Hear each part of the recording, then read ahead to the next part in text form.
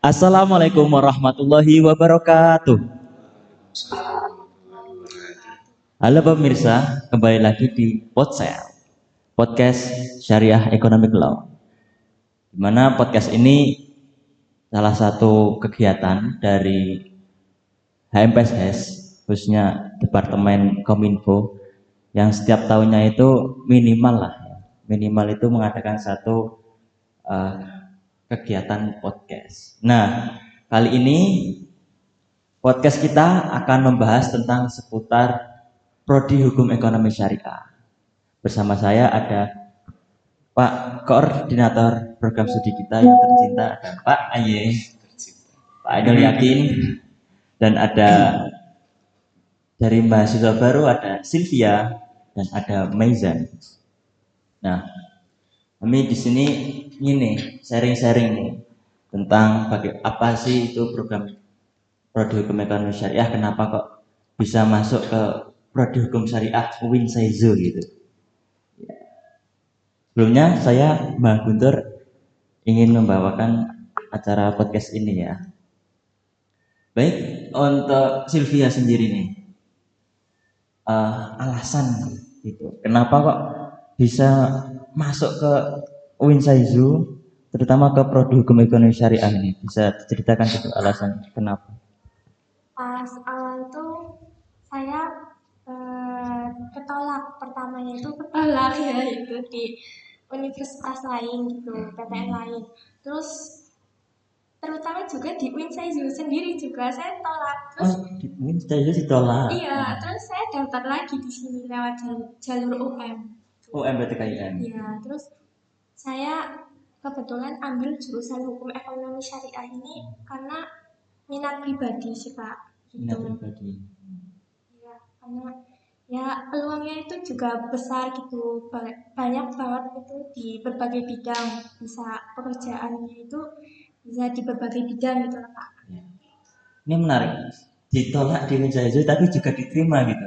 Iya Kak. Nah, ditolaknya ini di apa, prodi apa ini? Apa hukum ekonomi syariah pertama itu ditolak, terus yang kedua diterima gitu? Iya, kebetulan ya itu. Di pendaftaran pertama hukum ekonomi syariah ditolak, Ya, terus lewat SPAN lewat SPAN ditolak, terus UMBTKN alhamdulillah diterima diterima. gitu. Oke, saya menarik ini. Kalau dari Maison sendiri nih, apa alasan kenapa kok bisa masuk ke sini, itu dorongan siapa ini? Dari dulu memang saya emang sudah tertarik dalam ilmu hukum dan juga tertarik pada ekonomi syariah. Karena sekarang lagi pesat-pesatnya itu ekonomi syariah dan hukum. Karena sekarang tahu sendiri Indonesia tidak baik-baik saja. Dikarenakan saya masuk Winsaizu yang bergabungan itu kan universitas lain nggak ada gitu yang hukum sama ekonomi kan, cuman ada di Winsaizu dan Win lainnya sih. Nah makanya daripada itu saya masuk ke Winsaizu lewat jalur PTKN dan memilih hukum ekonomi syariah. Berarti langsung pemilihan awal itu langsung hukum ekonomi syariah gitu, Iya, hukum diterima. ekonomi syariah diterima, alhamdulillah.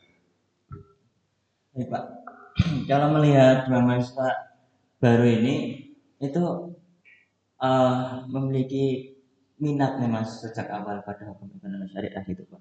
Nah yang menarik ini tadi ditolak gitu, tapi juga diterima gitu di apa pendaftaran itu. Apakah memang kuotanya itu apa namanya terbatas gitu di SPAN ya kalau hukum ekonomi syariah itu?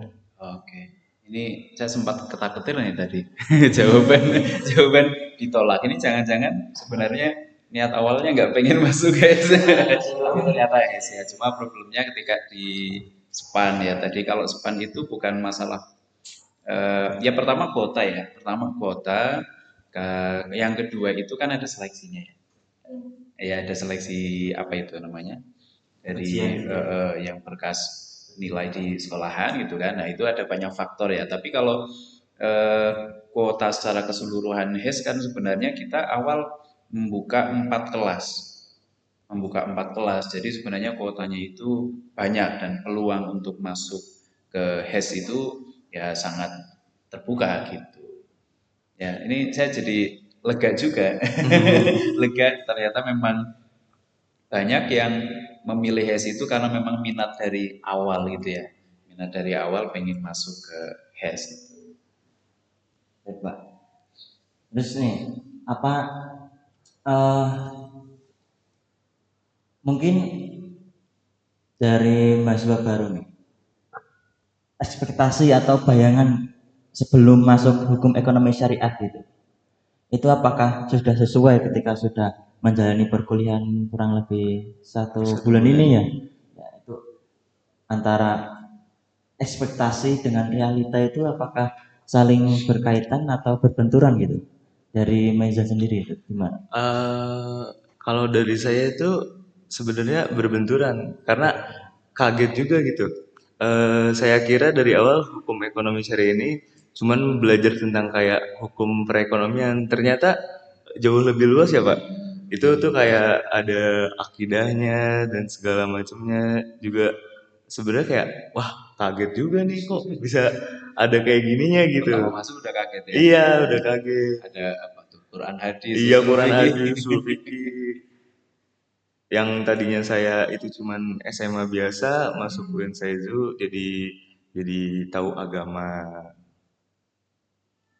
Jadi eh, ada apa namanya kayak tantangan, tapi ada kelebihan tersendiri gitu sehingga bisa mempelajari ilmu agama. Iya betul. Kalau dari Sylvia sendiri itu gimana? Ya sama juga Kak. Sama juga. Iya, Dari apa sebelumnya dari sekolah apa? dari SMK itu SMK. ya saya kaget juga masuk kok. Wah, ternyata banyak banget pelajaran agamanya. Terus juga saya kira itu pelajarannya cuma tentang hukum, ekonomi syariah itu Pak. Langsung ya. Gitu. Kayak di SMK itu palingan pelajaran PAI gitu. Kalau sekarang kan di sini ada akidah, usul fikih gitu. Saya jadi ya gitu. Berarti rata-rata mungkin mengalami culture shock gitu Pak yang dari sekolah umum gitu Pak masuk ke eh, hukum UIN. ekonomi syariah. Oh, terutama UIN ya. Karena dari sekolah itu mungkin cuman pelajaran agamanya itu PAI gitu ya, cuma 1 atau 2. Di sini rata-rata itu pelajaran agama gitu Pak. Nah, kalau dari kurikulumnya itu sendiri memang tersetting seperti itu atau bisa dirubah atau memang ya sudah harus seperti itu aja Pak? Oke, jadi ya bisa dikatakan sebagai kekhasannya UIN ya, Universitas Islam, karena kita punya label Islam, maka pasti nanti kurikulumnya, mata kuliahnya ya pasti ada yang apa berbau-bau Islam meskipun tidak semuanya Islam. Agak beda sebenarnya UIN dengan IAIN atau STAIN. Dulu kan kita pernah STAIN tuh, kemudian berubah jadi IAIN, terus sekarang WIN gitu ya. Kalau dulu yang IAIN itu malah porsi keilmuan agamanya malah lebih banyak karena memang fokusnya di agama Islam. Tapi kalau sekarang kan kita sudah menjadi universitas dan universitas itu sebenarnya dituntut untuk lebih beragam prodinya. Makanya sekarang kan ada apa tuh? Di saintek atau informatika gitu ya. Tapi meskipun ada prodi-prodi umum tetap muatan keislamannya harus ada karena kita Universitas Islam itu. Nah, itu menjadi kekhasan. Oleh karena itu nanti ada mata kuliah yang itu wajib ditempuh oleh semua prodi, entah itu prodi yang ada syariahnya ya, ada yang ada embel-embel Islamnya maupun yang umum semuanya di awal itu mendapatkan materi keislaman yang menjadi mata kuliah penciri UIN gitu. Semuanya dapat itu dulu. Kemudian nanti di semester berikutnya kan ada mata kuliah yang apa itu khasnya fakultas.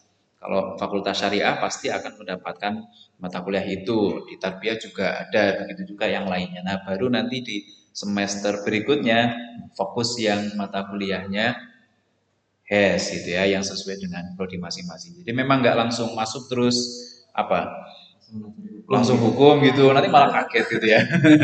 Jadi kita memang ini dulu dikenalkan dengan materi keislaman dulu secara umum. Kan aneh juga gitu ya. Nanti ditanyakan, kamu mahasiswa mana? Mahasiswa UIN gitu ya. Terus ditanya, apa misalnya ini Al-Quran tuh isinya apa sih? Hadis tuh apa sih gitu ya? Fikih itu apa? Nggak tahu. Saya cuma belajar apa misalnya hukum ekonomi itu kan aneh gitu ya dan nggak lucu gitu. Bahkan yang lucu kan gini ya, kalau di masyarakat tuh kalau mahasiswa UIN, ayo kamu mimpin doa, ya. Ayo kamu khotbah gitu ya. Loh, saya nggak bisa. Kamu kan mahasiswa UIN kan. Karena Ada gitu. berlabel UIN ya Mas ya. Iya gitu. Maka ya paling tidak ada dasar-dasar keislamannya itu yang harus dipelajari terlebih dahulu, baru nanti yang fokus ke prodianya di semester berikutnya. Gitu ya. Kalau kalau apa settingan kurikulum yang ada di UIN kurang lebih seperti itu. Berarti memang ciri khas UIN gitu kan, harus Betul. Ya. mempertahankan nilai-nilai Islam gitu. Nah, kalau dari itu kan salah satu tantangan dari mahasiswa baru gitu Pak, yang dari sekolah umum ke masuk ke UIN. Kalau dari sisi pengajaran gitu Pak, pembelajaran ketika mengisi kelas gitu, yang kelasnya itu mungkin rata-rata dari sekolah umum gitu, yang jarang ya cuman menyentuh pembelajaran agama sedikit gitu Pak. Itu ada tantangan tersendiri nggak Pak? Jelas. Jelas banget ya. Jelas ada tantangannya. Karena kita memang mahasiswa barunya kan heterogen ya. Ini dari mana tadi? Dari SMK. Oh dari mana? SMA IT. SMA IT. Heeh. Ada yang dari SMA, ada yang dari MAN, ada yang dari pondok. Jadi memang Beragam. beda-beda itu ya. Ada yang kalau di pesantren sudah misalnya dari apa tuh SMP, SMA itu sudah pesantren kan sudah paham banget ilmu keislaman. Ada yang dari SMK yang keislamannya hanya apa tadi cuma satu Satu atau dua. pelajaran cuma PAI. Nah, maka ya kita perlu perlu penyesuaian betul ketika ngajar itu karena kalau kita lihat kurikulum dan model perkuliahan kan sebenarnya kita dituntut asumsinya gitu ya. Asumsinya itu yang masuk yang materi dasar itu sudah dikuasai di tingkatan sebelumnya. Makanya misalnya ketika masuk sudah langsung apa usul fikih gitu ya.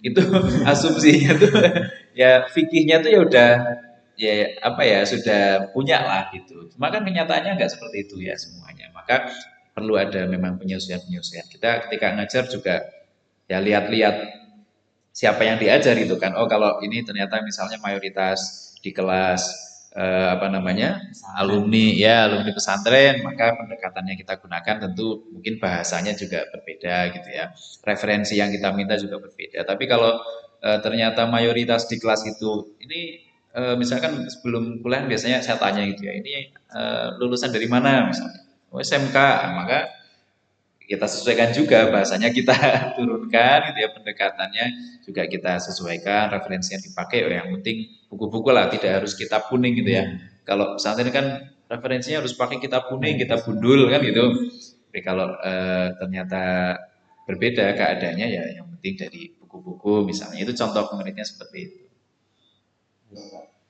Nah, dari mahasiswa baru nih, dari Sylvia dan Maizan, sudah masuk HES ini. Apakah sudah memiliki apa namanya kayak bayangan, oh aku masuk HES ini, besok mau kerja di ini gitu, prospek karir gitu, yang ingin dicapai ketika sudah masuk HES ini apa? Apakah relevan atau linear dengan cita-cita yang ingin dicapai atau malah HES ini hanya sebagai pondasi keilmuan aja? Kalau dari Sylvia sendiri itu gimana? Kalau dari saya sih sesuai apa ya eh, saya itu apa ya milih ini di bidang hukum ekonomi syariah ini karena saya pengen berkontribusi Kak berkontribusi pada perkembangan ekonomi pada zaman sekarang kan udah canggih gitu ya Kak ada investasi terus bisnis online gitu saya kebetulan suka bisnis online dan juga investasi tapi belum coba-coba sih iya lagi terus juga bukan cuma ilmunya saja sih Kak gitu. Jadi kayak sebelumnya ini Sylvia udah coba-coba jualan online gitu ya? Tapi Ya, kalau investasi itu belum. belum ya. Lagi mempelajari ilmunya gitu. Iya, Kalau boleh tahu nih jualan apa aja nih Sylvia di jualan online? banyak sih Kak. Banyak. Tapi kayak sesuai mood gitu loh. Sesuai mood. Iya Kak. Gen Z ini emang apa mood-moodan ya Pak? Iya. Kirim link anunya link tokonya. Iya, tapi saya belum buat apa. Oh belum. Baru paling di WA gitu, Oh di iya. TikTok kayak affiliate gitu Oh kan. gitu ya. Berarti ini mempelajari ilmunya, terus nanti di kehidupan langsung mempraktekkan ini Sylvia. Bagus sekali ini Sylvia. Kalau dari Meza sendiri nih, bagaimana prospek Kalau karir? dari saya sendiri itu ya menurut saya relevan sih. Karena mengingat saya juga suka kepada ilmu hukum sama ekonomi syariah, yang dimana nanti cita-cita saya itu menjadi lawyer. Oh ya, Nah, dan juga saya juga pengen apa namanya bisnis sampingan lah istilahnya. Ya, jadi hukum ekonomi syariah ini sangat relevan bagi saya. ya. Jadi emang lawyer ini kan nggak terikat pada instansi tertentu kan, juga Betul. fleksibel gitu, bisa di mana sampingnya. Kalau Pak, iya Pak, ini prospek prospek karir dari lulusan prodi hukum ekonomi syariah itu selain menjadi apa namanya praktisi hukum dan hakim, itu apa sih Pak prospek karir yang peluang prospek karirnya yang membedakan dari prodi-prodi lain atau yang banyak orang tidak tahu itu Pak? Oke. Ini saya jadi tertarik mau tanya dulu ke Sylvie ini. Kalau karir yang kamu bayangkan apa? Kalau setelah ini Heeh. pengennya sih kerja dulu, kerja kayak Di mana? di bank, terus Di di bank, OJK bank syariah gitu. OJK gitu ya. Ya, terus kayak pajak, kantor pajak Oke. gitu. Tapi Kalau yang tadi kan aktivitas sambilan gitu ya. Ya, kalau tadi yang disampaikan awal sama Sylvia itu biar bisa apa ya mempraktikkan ilmunya itu dalam menjalankan praktek ekonomi dan bisnis gitu ya. Itu adalah capaian mungkin bisa saya katakan capaian yang paling mendasar gitu ya. Jadi apa kita akan belajar ilmu untuk dipraktikkan kan gitu ya. Jadi belajar ilmu agama, belajar ilmu ekonomi, belajar hukum untuk kita praktekkan.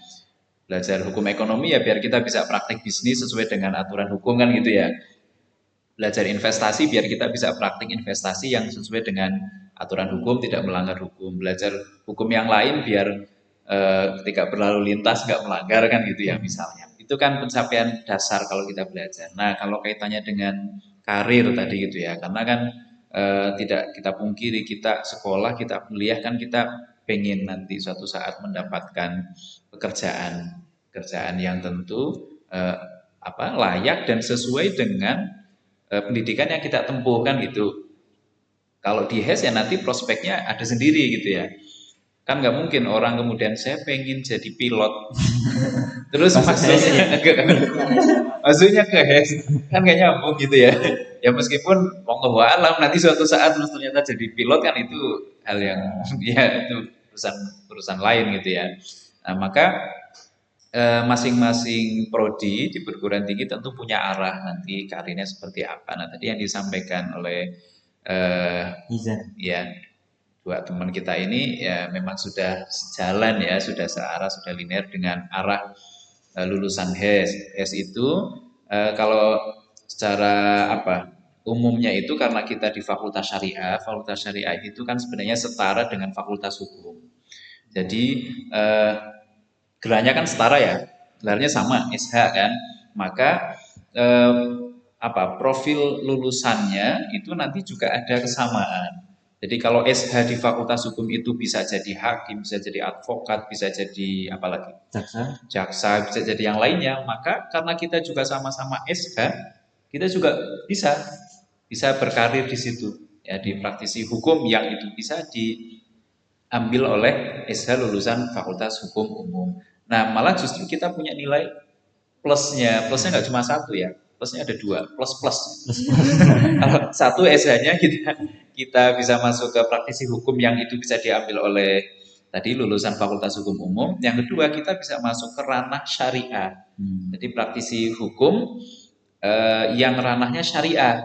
Jadi kalau SH murni yang Fakultas Hukum dia mau masuk ke misalnya apa lembaga keuangan syariah atau di pengadilan agama yang memutuskan sengketa ekonomi syariah itu kan harus ada sertifikasi dulu ya. Tapi kalau yang lulusan fakultas syariah kan sudah otomatis karena dia punya kompetensi di situ. Atau kemudian nanti masuk ke perusahaan di bagian legal gitu ya. Di perusahaan kan ada aneka macam bagian itu kan. Salah satunya yang ngurusi masalah hukum atau bagian legal, legal corporate misalnya itu atau legal analis gitu ya. Nah, itu kalau perusahaan umum dia bisa nerima dua-duanya. Lulusan dari Fakultas Hukum Umum bisa juga dari yang syariah yang dari HES itu. Tapi kalau yang perusahaan syariah siapa yang menang di situ? Fakultas syariah. Ya Fakultas Syariah lulusan HES itu nilai plus plus pertama gitu ya. Nah, plus yang kedua kaitannya dengan ekonomi tadi itu. Kaitannya dengan ekonomi. Kita memiliki apa namanya? Spesifikasi gitu ya di samping kita menguasai ilmu hukum umum karena kita juga belajar hukum perdata, hukum pidana, hukum tata negara itu semuanya dipelajari. Kemudian yang hukum Islam secara umum juga dipelajari, semua fikih itu nanti dipelajari. Lalu juga fokus pada hukum ekonominya. Misalnya apa? Ada hukum yang sudah semester atas apa? Hukum dagang, hukum perusahaan, hukum kekayaan intelektual gitu, hukum investasi, kepailitan dan sebagainya itu dikaji. Jadi ada fokus di situ itu plus yang kedua. Maka peluang karirnya itu sebenarnya sangat luas. Kalau beberapa membandingkan misalnya dengan teman kita ya yang sama-sama ekonomi syariah, cuma tidak ada hukumnya gitu ya. Kalau ekonomi syariah kan berarti fokusnya di ekonomi. Kalau kita hukum ekonomi, tapi kita juga punya ekonomi di situ. Jadi plusnya di situ kita bisa masuk ke bagian hukumnya gitu ya di perusahaan itu bagian hukum, tapi kita juga paham terkait dengan ekonominya meskipun tentu ya tidak sampai yang mendetail gitu ya. Tapi kita juga bisa masuk di situ. Peluangnya kita malah lebih luas. Mau ke hukum umum bisa, mau ke hukum yang syariah bisa, mau ke yang kaitannya dengan aktivitas ekonomi di perusahaan-perusahaan. Dan perusahaan itu nggak cuma ini ya, mungkin bayangannya kalau syariah itu oh ya bank syariah tadi ya, bank syariah. Kita di perusahaan umum itu juga bisa. Ya di perusahaan-perusahaan umum apa BUMN, perusahaan swasta itu bisa karena kita punya ilmunya gitu. Nah, di hasil saya melakukan tracer ke beberapa lulusan HES gitu ya. Itu memang ada yang jadi advokat ada, jadi hakim ada, yang di BUMN ada. Di terakhir saya cek lagi ada itu ternyata betul BUMN. Yang entrepreneur juga ada, misalnya sudah mencoba masuk kemana oh belum bisa ya bikin usaha sendiri aja gitu kan. Nah, jadi entrepreneur bikin usaha apa misalnya bikin aplikasi atau bikin medsos di situ melayani konsultasi terkait dengan hukum ekonomi itu bisa. Kalau yang resmi kan masuk advokat misalnya masuk ke law firm gitu ya. Nah, jadi ada firma hukumnya. Tapi kalau enggak ya bikin sendiri aja. Bikin sendiri enggak harus kemudian yang sampai beracara di pengadilan menerima konsultasi, menerima misalnya ada orang butuh dibuatkan apa opini hukum, dibuatkan draft apa misalnya gitu, nah, kita bisa kita diajari ada kontrak drafting misalnya. Ada perusahaan kecil-kecil itu ya, home industry kita pengen ngurus izin gimana ya? Oh sini saya bisa membantu itu. Saya mau ini ada sengketa cara penulisnya gimana? Ini ke saya bisa. Nah, bikin aja brand apa gitu. Konsultan itu namanya syariah planner. Nah itu bisa juga karirnya ke situ. Ya, jadi sekali lagi memang sangat luas ya sebenarnya karir dari HES itu. Luas banget ya. Ada hukum, ada ekonomi. Yang syariah, ekonominya. Tapi kalau mau masuk ke perusahaan itu dilihat dulu nggak sih Pak? Misalnya SH gitu. Tapi SH-nya apa dulu nih? Nah, ya. Itu dilihat dulu nggak sih Pak? Ya pasti ya. Pasti ya. Nanti di bagian apa itu namanya? KRD. KRD itu pasti akan dilihat. Tapi kalau untuk formasi kan biasanya butuh apa? Itu lulusan mana? SH. Lulusan fakultas hukum atau syariah itu kan bisa masuk. Yang penting di awal kan kita punya peluang itu. Masalah diterima atau tidak kan ada banyak faktor kan. Faktor nanti di ujian, penguasaannya gimana, faktor kepribadiannya, faktor dari perusahaan itu sendiri gitu kan. Kadang kan memang ada perusahaan yang punya kecenderungan saya maunya terima yang dari kampus ini saja, kayak gitu kan ada. Tapi secara umum peluang itu ada dan terbuka. lulus AS gitu. Baik, Pak. Terus nih, dari teman-teman mahasiswa baru, dari tadi penjelasan dari Pak Ayi, itu apakah memiliki harapan baru gitu? Karena tadi sudah dijelaskan peluang karir itu lebih luas gitu. Apakah memiliki pandangan atau harapan kedepannya itu?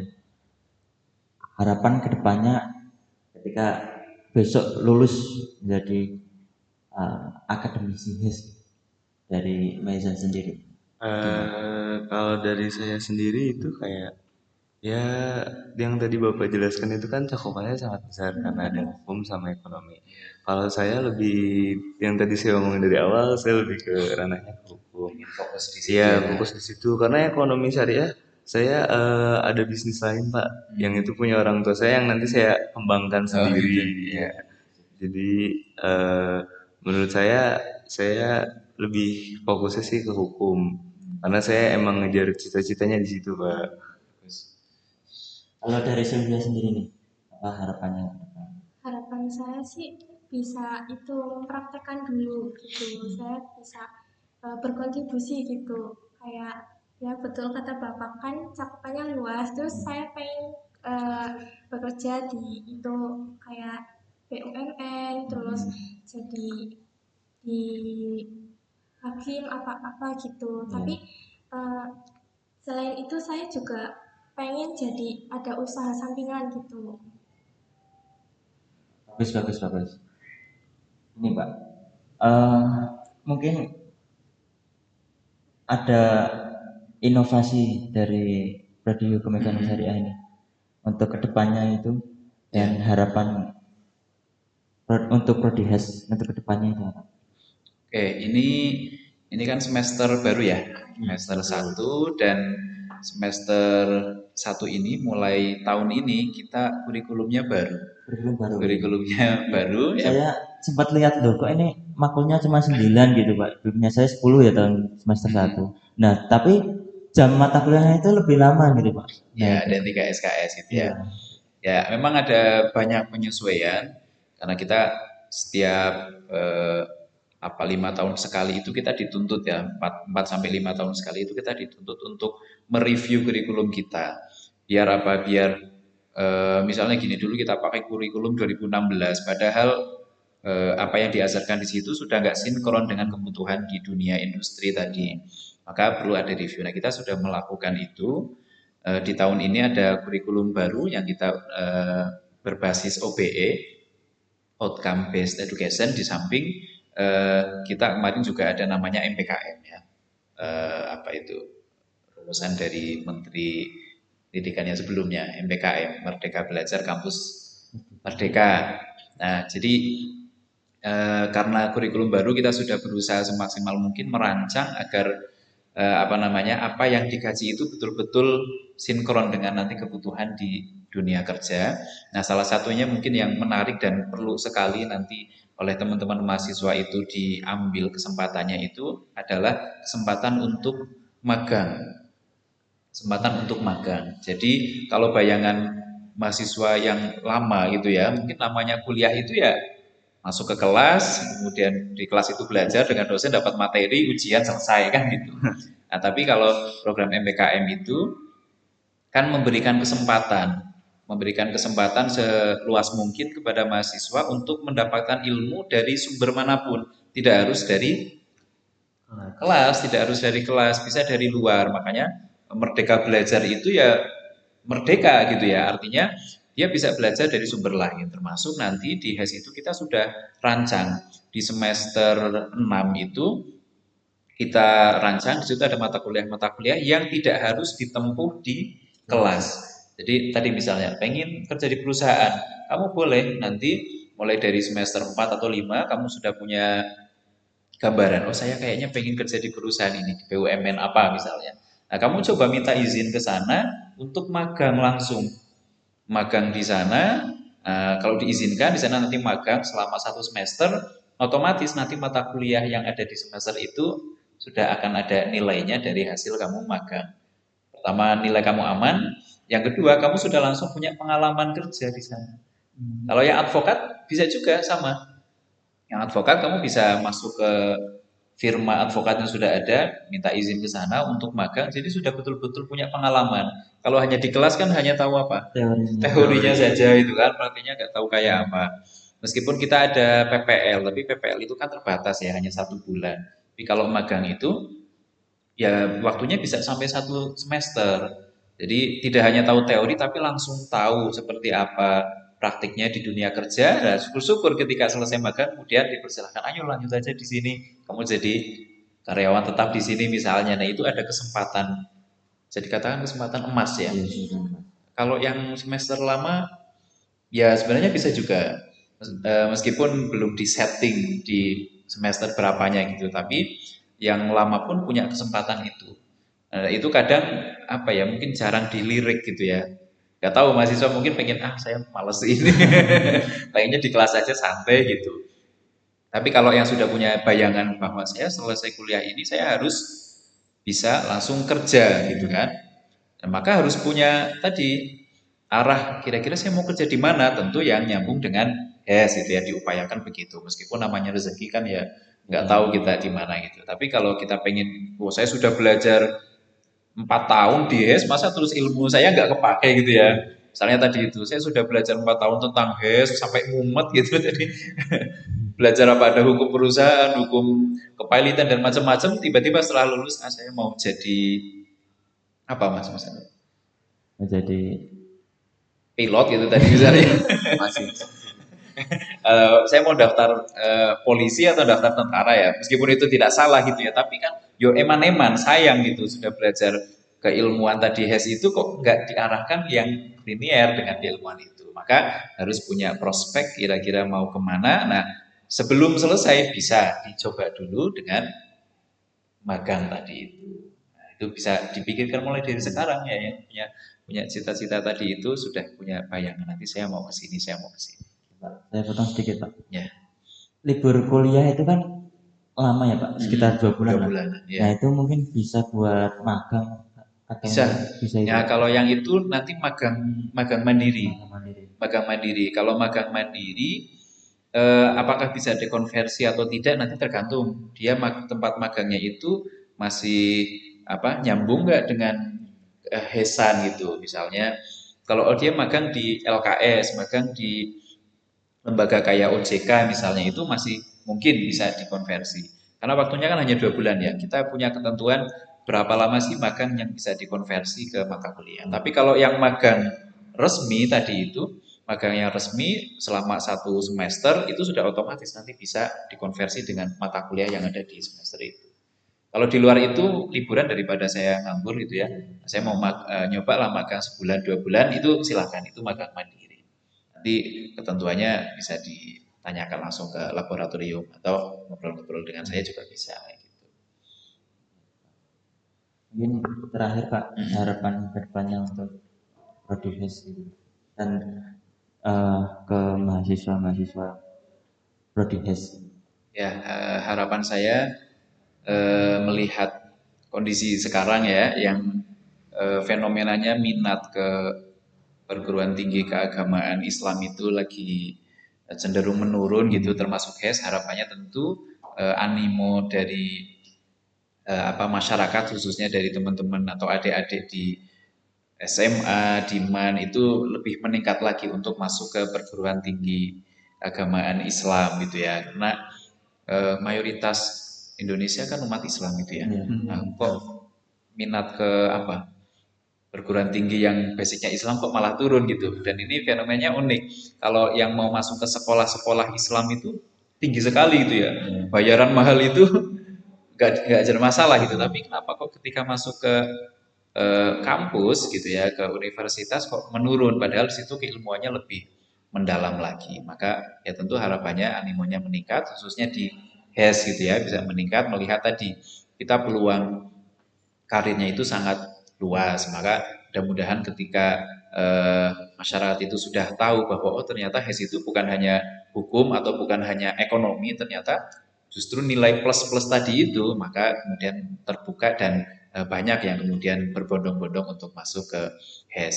Itu untuk harapan yang masih di luar HES gitu ya. Nah, kalau yang sudah ada di HES, yang sudah bergabung di Prodi HES, harapannya ya bisa betul-betul kemudian memanfaatkan masa studinya itu sesuai dengan kurikulum yang sudah dirancang dan betul-betul menguasai. Tunjukkan bahwa mahasiswa UIN khususnya di HES itu juga tidak kalah kualitasnya dengan kampus lain. Kadang kan kita masih dipandang sebelah mata. Iya, Oh betul. ini SH-nya mana gitu ya. Oh ini SH-nya UIN palingnya kayak gitu. Nah, kita tunjukkan bahwa kita juga tidak kalah kualitasnya, justru kita tadi punya nilai plus plus.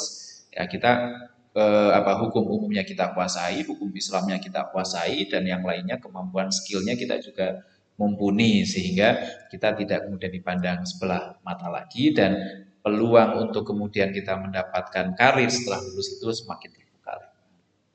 Saya kira itu. Kalau menurut saya malah lebih baik tuh Pak kalau mengalami penurunan gitu Pak. Kalau menurut saya dan saingan saya jadi sedikit Pak. Oke, gitu ya.